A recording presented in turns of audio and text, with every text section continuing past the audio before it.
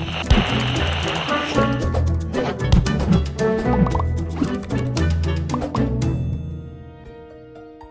idea of New Federalism really started in about the 1970s. Justice William Brennan wrote a 1977 Law Review article, and that's really where the name New Federalism comes from. And the idea was that this was not your father's federalism, the one that protected state rights or allowed for Jim Crow. This was going to be a progressive, liberty-protective New Federalism.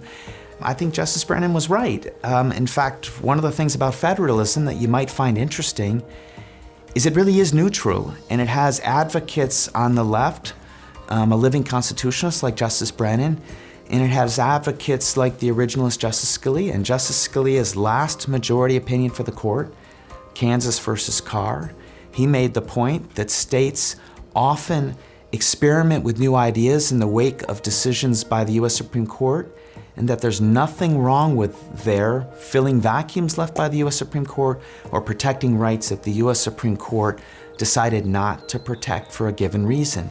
The truth of it is there have been many situations where the leaders of rights protection have been state courts or in some cases state legislatures. Equality of school funding, we would all agree, is an important ideal in American government. In 1973, in a decision called Rodriguez, the US Supreme Court rejected the claim that there was a 14th Amendment right to equal funding between rich and poor school districts.